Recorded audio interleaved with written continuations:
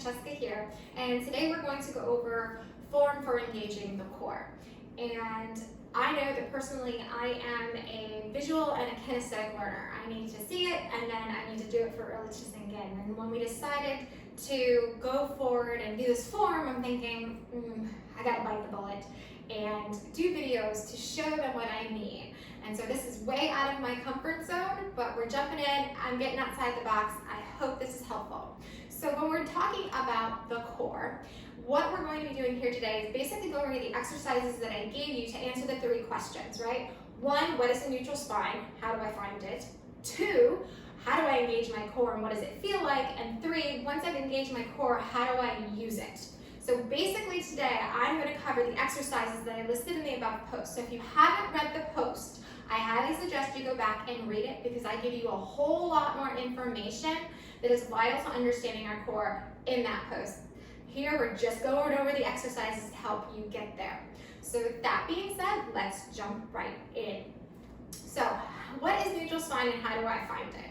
So our spine is a crucial element to our core, being that our core is this massive piece of real estate right here.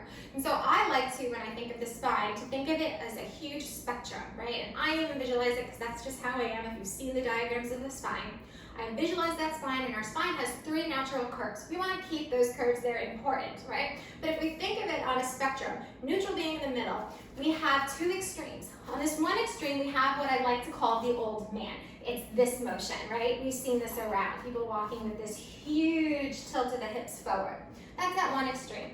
On the other extreme, we have what I call the cheerleader, and that's that one. We have this huge posterior tilt, and we do that.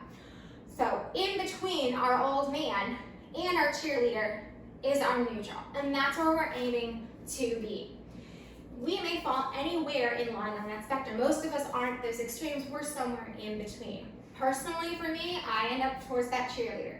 Years of gymnastics, being a mom, setting a baby on a hip, I end towards there. So I have to work on going the other way. So the easiest way I've found to find our neutral spine is to be laying on the floor. And most of the exercises I mentioned above were on the floor because that way we don't have gravity working against us. So we're gonna come down onto the floor. You're gonna lay down in a comfortable position all the way down. And we're gonna come down with our feet down and our knees up, nice and comfortable. And I don't want you to think too much of it right now. Don't overthink it and just lay here. And we are going to go into what I call the tick-tock. And you're gonna find those two extremes. You're gonna tilt the pelvis towards your face in that nice little pelvic tilt. Glutes are relaxed here, okay? This is not a glute bridge. You're just tucking the hip bones towards your face and you're gonna come into that old man. Not very comfortable here. Then roll through your vertebrae and go the other extreme. Now we've got that cheerleader, right? Some of you may be even able to get your hand underneath your back. Again, not very comfortable. But if we roll or tick-tock through that spine, going from one extreme to the other, cheerleader to old man to cheerleader, this actually feels really good. And this tick-tocking motion is awesome, and I really always tell people do this every day because not only is it helping to articulate the vertebrae and bring flexibility into our spines, it's also getting all that fresh blood and oxygen there. And our spine and its flexibility and health is crucial to our health and vitality and how well we feel. So after doing this tick-tocking motion a couple of times, you're gonna find that in-between space, okay? That space that's between those two extremes. And it's almost gonna feel as if you've imprinted your spine on the mat. Now, no, you're not gonna get every vertebrae on the mat, and we don't want to, right? Our spine has three curves, so we wanna keep it that way. But for the most part, and I'm gonna date myself here, if I were to peel you off like silly putty, you would have an imprintation of your spine. That's what it kind of feels like.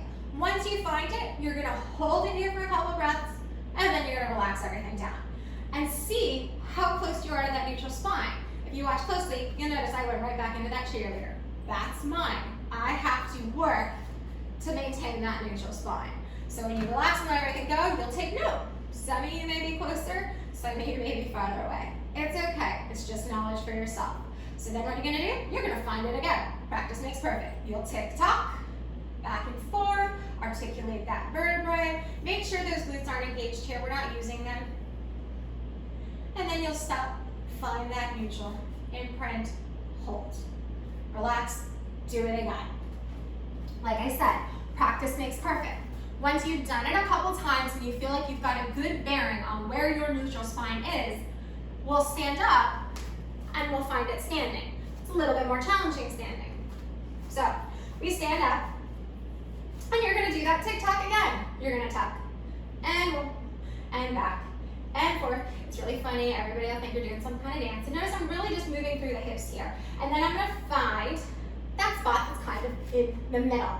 Once you've done it enough on the floor, you'll be able to kind of tell standing as well. The verbal cue and the imagery I like to give people sometimes to help along the way is that if you can think of having a string attached to your tailbone and it's pulling down and it's going to attach to your heels, what would it feel like to have a string to your tailbone, pull and connect to your heels? And what would it make you do? It would kind of pull you under, right? So if I was standing in my little slightly cheerleader and that happened, it would pull and tuck me under. Just a bit, not an old man, just a little. When you do that, it'll put you in neutral and you actually might feel a little engagement in that core as well. Just a trick. Once you found it standing, now the trick is you gotta keep it. Can you walk around? Can you keep that neutral spine and move? And that's most of the time when my patients and clients look at me and go, lady, you're absolutely out of your mind. It looks like I'm a robot walking. And it will feel that way at first, but I promise the more you practice, the easier it will become. So now, one step, check. We found our neutral spine. So now we're gonna go into engaging our core and what that feels like. So when we talk of engaging our core, and I ask my clients and my patients, how do you engage your core? I get one of two answers. The first is, oh, I brace, like I'm really about to do a lift and I just pull everything in, okay? And I ask, could you do that all day? And they go, no.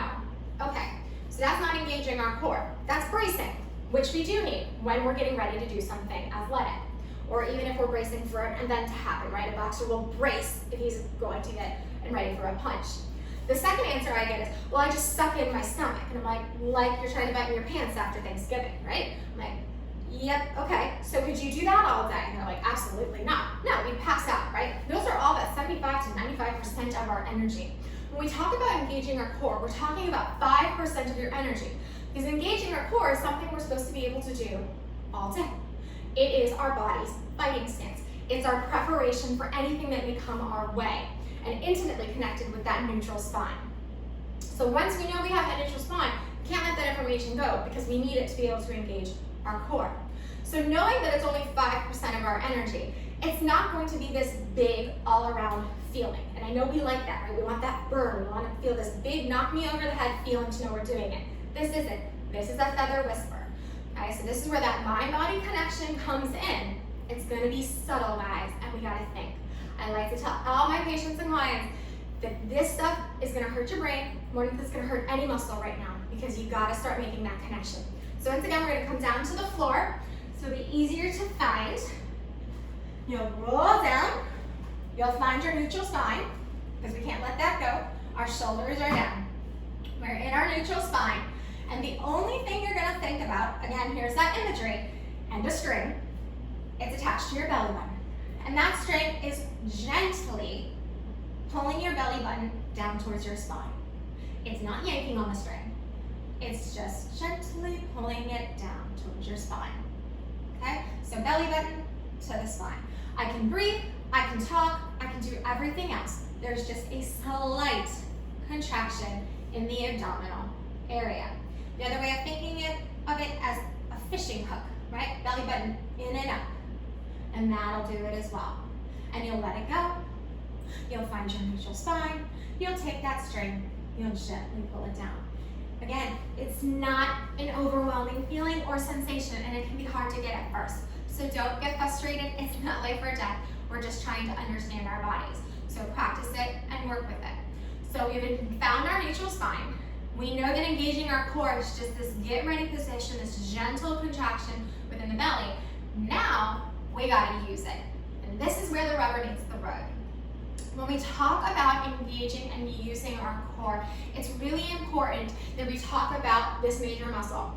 It's the transverse abdominis, and it's a corset-like muscle that wraps all the way around the lower pelvis. Okay? Bet you never knew you wore a corset, but you did. He is your deepest abdominal muscle and incredibly, incredibly important. I like to refer to it as the general. He gives the command, he leads your body. And it's really, really, really, really vital that you find that transverse, because it's going to be doing the heavy lifting here. It's going to be telling my leg to lift, my arm to reach, and you should be aware and able to feel that muscle. So we've got to find the transverse abdominis. And because he is so deep, you're never gonna feel him in your back. There's too many other layers on top, but we can feel him in the front, right? So that muscle that you always grab and go, what is this? I wanna get rid of this. Well, underneath all that is your transverse. And if we wanna work with that, we gotta find that transverse. So coming back down to the floor again, big surprise, right? We're gonna come down, feet down, knees up. We're gonna find that neutral spine. We're gonna engage our core, belly button to spine, or belly button in and up. Again, our glutes are relaxed here. This is not a glute exercise right now. Yes, your glutes are a part of your core, but we are not engaging them to do the work here. And that neutral spine, our low back stays in contact with the mat at all times. And this is where it becomes really, really vital that you pay attention to that neutral spine.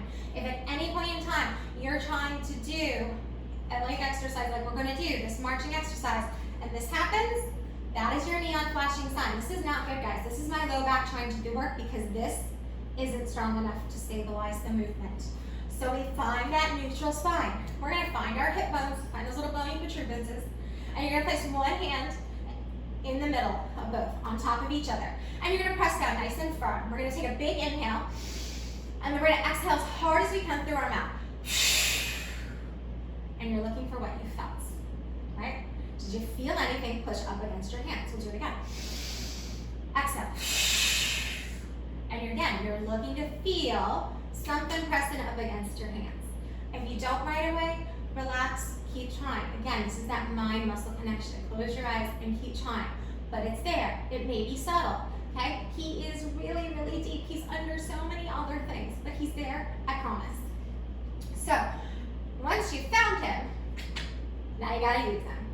So, a really cool experiment that I love to show, or exercise that I love to show people, is how your body is so connected. So you're gonna keep your left hand right on that pelvis, nice and low. Be easier to find him right on your belly, right? So right below your belly button is your best place to find that transverse abdominis. And your right hand's gonna come on your right thigh, or quadricep.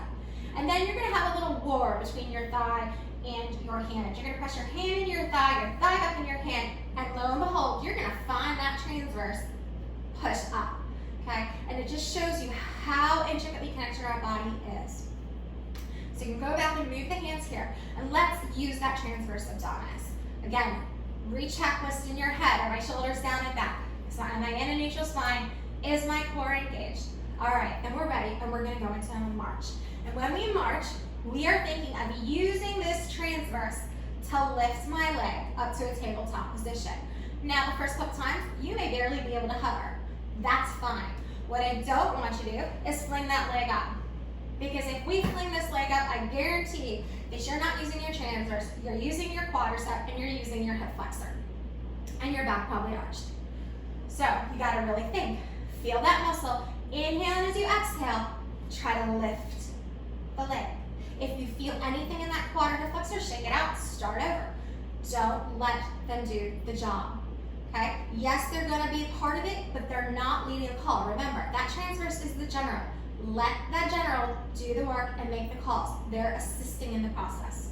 So we really think, when we lift, and we lower with control. No plopping. We do not fling or plop our appendages. We lift and lower with control. And again, use, and we lower. And you're keeping that spine in neutral. Nothing's moving in the torso or trunk of my body. I am merely lifting and lowering, pulling through that belly. And it takes practice, okay? Doesn't come easily, but it will come, I promise, and sooner than you think.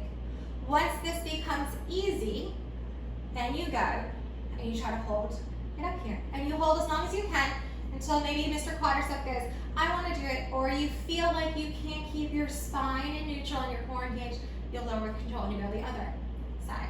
Eventually what we look for is that we can bring those knees up to a tabletop position, knees over our hips, with our spine in neutral, holding through that lower belly and transverse, not the low back, not quads, not hips.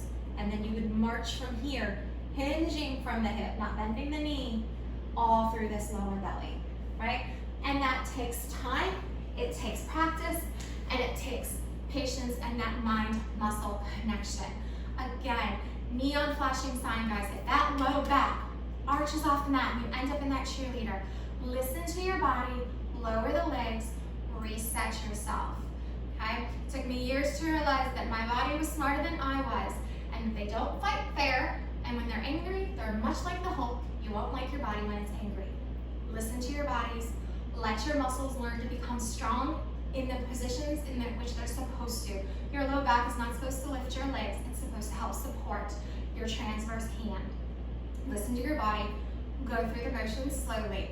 You will thank yourself later when you don't have low back problems and you have a really strong, stable core. It's worth it. So, we've gone over how to find our neutral spine, how to engage our core and what it feels like, and finding that transverse abdominis and using it to engage our core properly.